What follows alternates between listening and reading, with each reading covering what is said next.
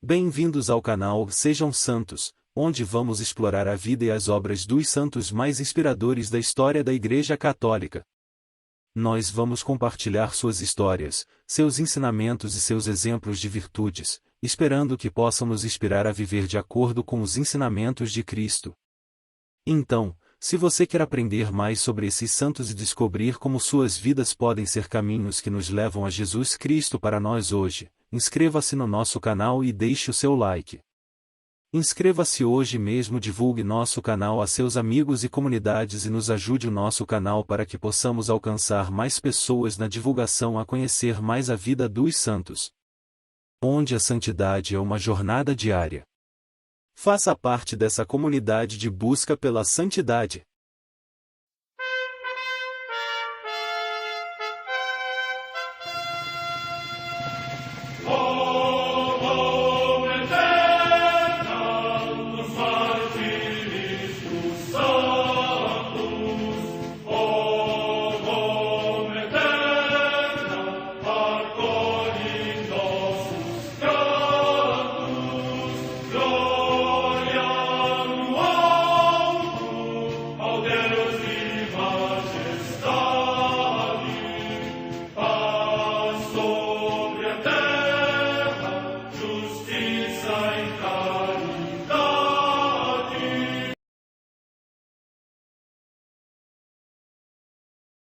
Ler a vida dos santos desperta em nós o desejo de seguir a Cristo. Através de suas vidas podemos aprender as virtudes, a sabedoria e o amor de Deus. Cada santo nos oferece um modelo de vida a ser imitado, como diz São Paulo na carta aos Hebreus, capítulo 12, versículo 1. Estamos rodeados por uma nuvem de testemunhas. A Igreja foi fundada por nosso Senhor Jesus Cristo não apenas como uma instituição, mas uma autêntica família. Os santos mártires, confessores, doutores, as virgens, os santos pastores e todos os demais santos são realmente nossos irmãos que nos precederam no caminho da fé e já estão no céu, para onde também iremos nós, pela graça de Deus. Portanto, sede santos, assim como o vosso Pai Celeste é santo. Mateus capítulo 5, versículo 48. Hoje, dia 28 de abril, celebra a Igreja a vida desse grande santo, Luís Maria Grignion de Montfort. A Santa Madre Igreja celebra também nesse dia os santos. São Pedro Chanel, presbítero da Sociedade de Maria e Mártir, que se dedicou ao ministério das povoações rurais e à instrução das crianças. Depois, enviado com alguns companheiros para a evangelização da Oceania Ocidental, chegou à Ilha Futuna, onde ainda nenhuma comunidade cristã tinha sido constituída, apesar das dificuldades de toda a espécie. Com a sua singular mansidão conseguiu converter à fé alguns habitantes da ilha, entre eles o filho do próprio rei, que, enfurecido, o mandou matar, fazendo dele o primeiro mártir da Oceania. Morte no ano 1841. Em Biterra, na Gália Narbonense, hoje Béziers, na França, Santo Afrodísio, venerado como primeiro bispo desta cidade. Data da morte incerta. Em Nicomédia, hoje Smith, na Turquia, os santos Eusébio, Caralampo e companheiros, mártires. Data da morte incerta. Em Ravenna, na Flamínia, hoje na Emília-Romanha, região da Itália, a comemoração de São Vital, no dia em que, segundo a tradição, foi dedicada com o seu nome a célebre basílica desta cidade. Juntamente com os santos mártires Valéria, Gervásio, Protássio e Ursicino, é venerado desde tempos imemoriais por ter defendido tenazmente a sua intrépida fé cristã. Data da morte incerta. Em Doróstoro, na Mésia, hoje Silistra, na Bulgária, os santos Máximo, Dada e Quintiliano, mártires durante a perseguição de Diocleciano. Morte no século IV. Em Tarazona, na Espanha tarraconense, São Prudêncio, bispo. Morte entre o século V e VI. Em Sulmona, nos Abruzos, região da Itália, o sepultamento de São Pânfilo, bispo de Corfínio. Morte no ano 700. Em Poggibonsi, na Etrúria, hoje na Toscana, também na Itália, o beato Lucchesio, que, depois de ter sido dominado pela avidez do lucro, se converteu e tomou o hábito da Ordem Terceira dos Penitentes de São Francisco, vendeu os seus bens e deu tudo aos pobres, dedicando-se ao serviço de Deus e do próximo em pobreza e humildade segundo o espírito evangélico. Morte no ano 1260. Em Saint-Laurent-sur-Sèvre, localidade da França, a Beata Maria Luísa de Jesus, Maria Luísa Trisha, Virgem, a primeira religiosa a vestir o hábito da Congregação das Filhas da Sabedoria, que governou com grande prudência. Morte no ano 1759. Em Ninh Binh, cidade do Tonkin, hoje no Vietnã, os santos mártires Paulo Phong Kac Coan, presbítero, João Batista Dinh Van Tay e Pedro Nguyen Van Eu, catequistas, que, depois de passarem 3 anos presos e torturados para que negassem a fé cristã, finalmente, no tempo do imperador Minh Mang, foram degolados e alcançaram a palma do martírio. Morte no 1840. No campo de concentração de Mauthausen, na Áustria, o beato José Cebula, presbítero da Congregação dos Missionários Oblatos da Virgem Imaculada e Mártir, natural da Polônia, que, deportado da pátria para o cárcere em ódio à fé, sofreu cruéis suplícios até a morte. Morte no ano 1941.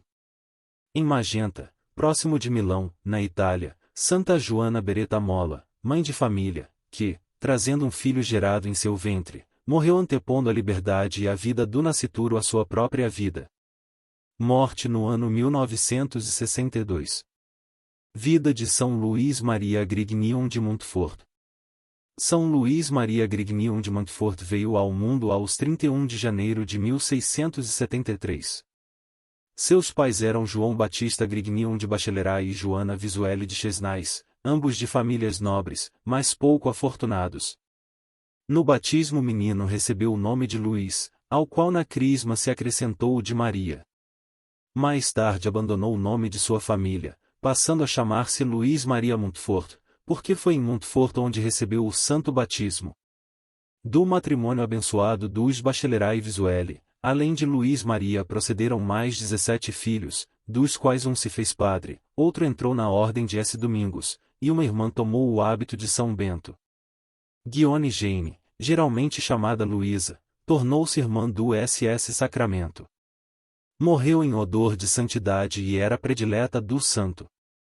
Luís Maria, a exemplo do seu patrono, S. Luís, tinha tomado por lema de sua vida e Deus só.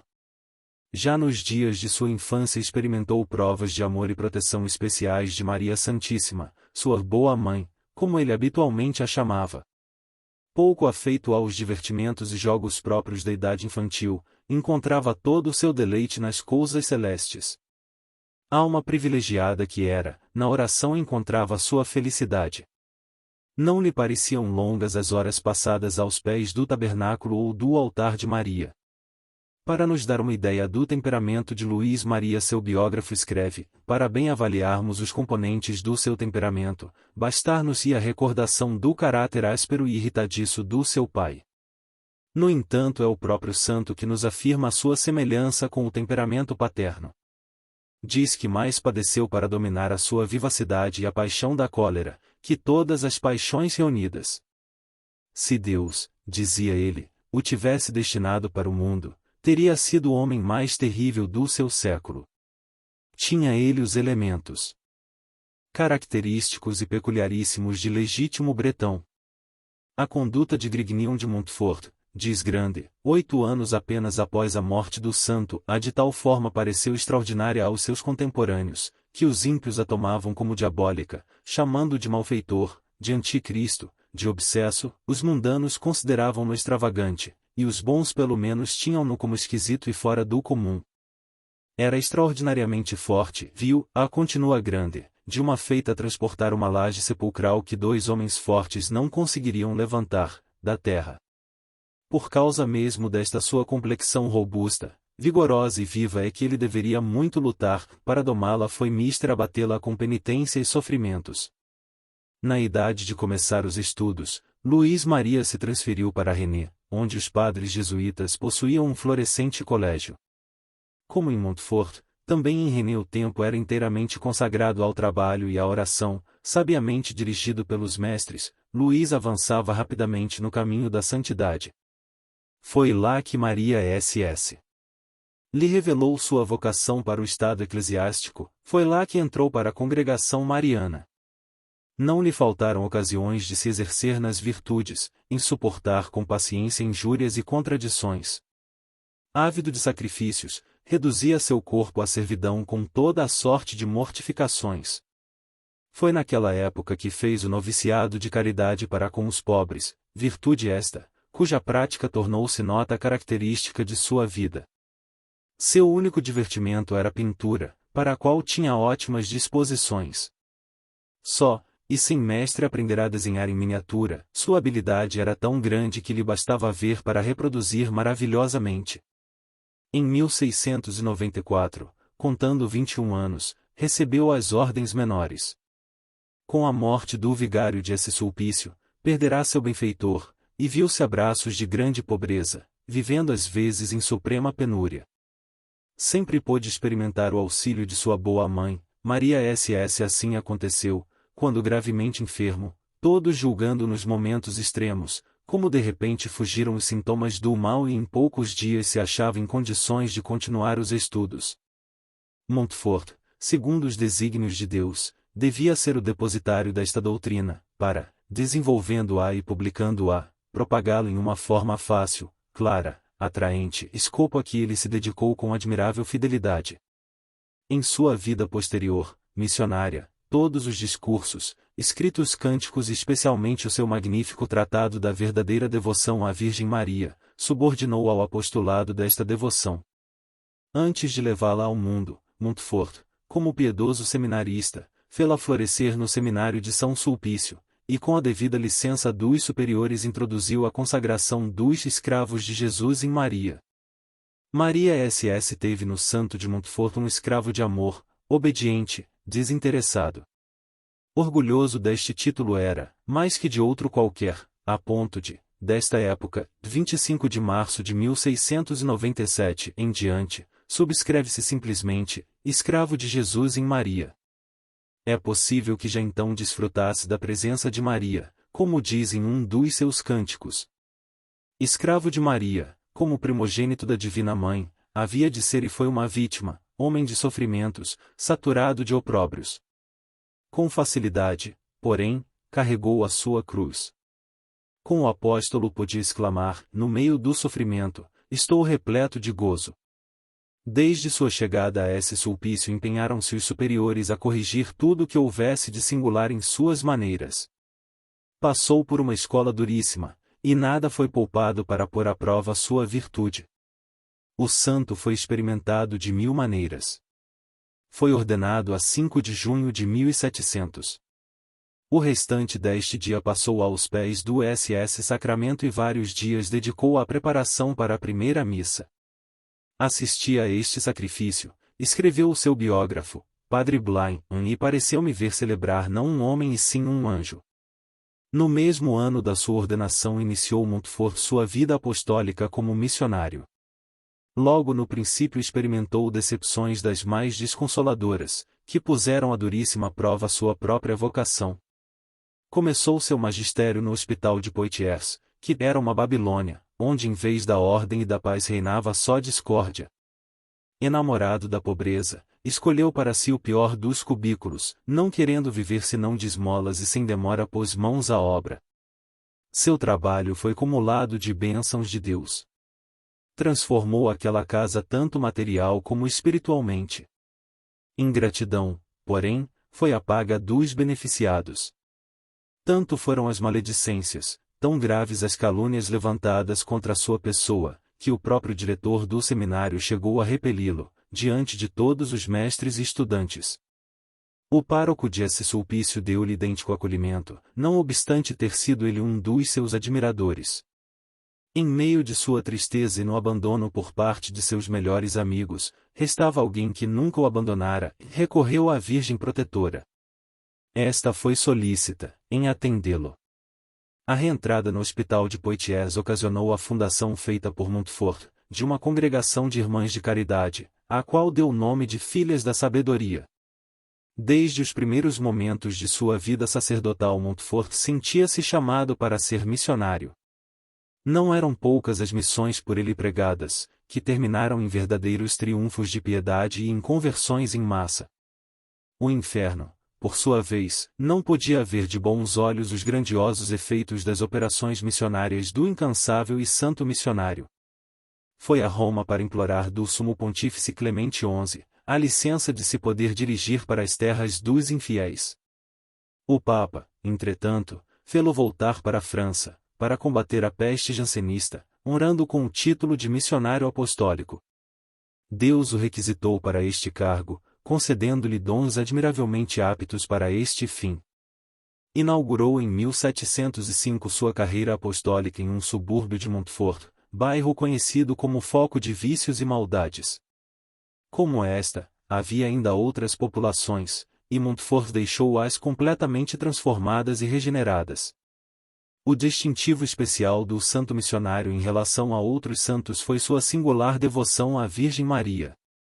Em 1705, Montfort realizou a ideia, que havia muito, vivia em sua alma, de fundar uma companhia de sacerdotes, completamente dedicados às missões, e militando sob o estandarte e a proteção de Maria Santíssima.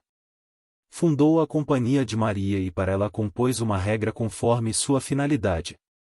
Os missionários pertencentes a esta companhia seriam os herdeiros do seu entranhado amor a Maria, e a missão deles seria fazer Maria conhecida e amada por todos a eles confiados. Desde 1966 se acha estabelecida também no Brasil.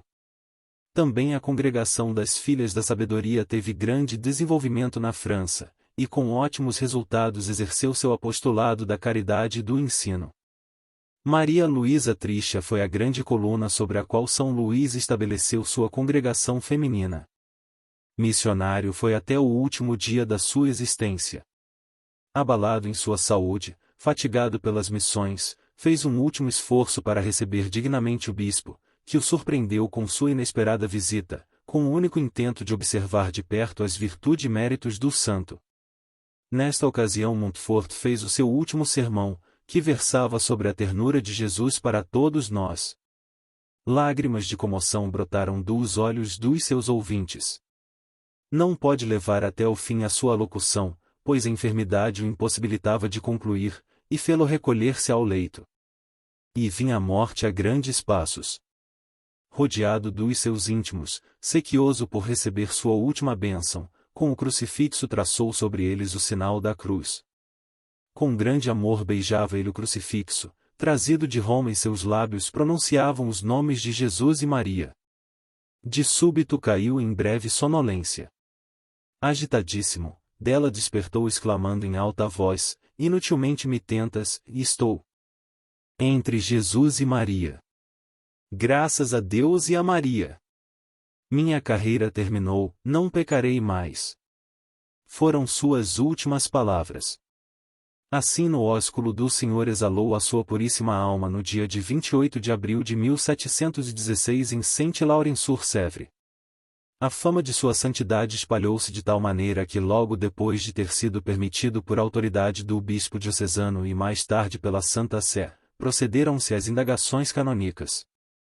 Depois do reconhecimento dos milagres, Leão XIII honrou-o com a glória da beatificação, precisamente no dia 22 de janeiro de 1888. Pio XII o canonizou solenemente no dia 20 de julho de 1947. No dia 20 de julho de 1996 o Papa João Paulo II inseriu sua festa no calendário romano universal. Sua festa é comemorada com muito júbilo pelas famílias monfortinas e seus devotos, no dia 28 de abril de cada ano. O santo é apresentado com o crucifixo sustentado na mão esquerda. Com o pé direito ele pisa a cabeça de Satanás representado em figura humana, tentando destruir um livro sobre o qual se lê o título Tratado da Verdadeira Devoção. O semblante do santo é sereno. Ele olha o demônio e parece dizer-lhe: e em vão tu não o destruirás. A mão direita está estendida e um pouco elevada, apontando o céu num gesto de confirmação daquilo que ele parece nos dizer, isto é, a certeza da vitória sobre o demônio. Oração a Jesus de São Luís Maria Grignion de Montfort. Meu amável Jesus, permiti que eu me dirija a vós, para vos testemunhar o reconhecimento pela graça que me tendes feito, dando-me a vossa Santa Mãe pela devoção da escravidão, para ser minha advogada junto à vossa Majestade e o complemento universal da minha grande miséria. Infeliz de mim, Senhor, que sou tão miserável que, sem esta boa mãe, estaria infalivelmente perdido. Sim, em tudo Maria me é necessária junto de vós, necessária para vos aplacar em vossa justa cólera, pois vos tenho ofendido tanto, todos os dias, necessária, para sustar os castigos eternos de vossa justiça, que mereço, necessária, para vos olhar, para vos falar, vos pedir, vos tornar propício e vos agradar, necessária, para salvar a minha alma e as dos outros, necessária, em uma palavra, para fazer sempre a vossa santa vontade e buscar em tudo a vossa maior glória. Ah! Se eu pudesse publicar pelo universo esta misericórdia que tivestes comigo, se todo o mundo soubesse que, sem Maria, eu já estaria condenado, se eu pudesse dar dignas ações de graças por tão grande benefício. Maria está em mim, a ec facta est mihi. Oh! Que tesouro! Que consolação! E, depois disto, não me entregaria eu todo a ela? Oh! Que ingratidão, meu caro Salvador! Antes morrer do que esta desgraça. Prefiro morrer a viver sem ser todo de Maria. 1000 vezes a tomei por todo o meu bem, como São João Evangelista ao pé da cruz, e outras tantas vezes me entreguei a ela. Mas, meu bom Jesus, se ainda não o fiz conforme os vossos desejos, faço agora como quereis que o faça. Se vedes alguma coisa em minha alma e meu corpo que não pertença a esta augusta princesa, peço-vos arrancá-la e jogá-la longe, porque tudo que não pertence a Maria é indigno de vós. Ó Espírito Santo, concedei-me todas estas graças e plantai, orvalhai e cultivai em minha alma a amável Maria, que é a árvore de vida verdadeira, a fim de que cresça, floresça e dê fruto de vida em abundância. Ó Espírito Santo, dai-me uma grande devoção e uma grande predileção por vossa esposa divina, um grande apoio em seu seio de mãe e um recurso contínuo em sua misericórdia, para que nela formeis em mim Jesus Cristo ao vivo, grande e poderoso, até a plenitude de sua idade perfeita. Assim seja. São Luís Maria Grignion de Montfort, rogai por nós.